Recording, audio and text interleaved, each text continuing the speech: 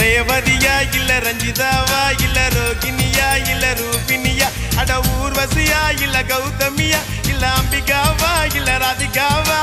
ராதாவா இல்ல அமலாவா இல்ல ரேகாவா நம்ம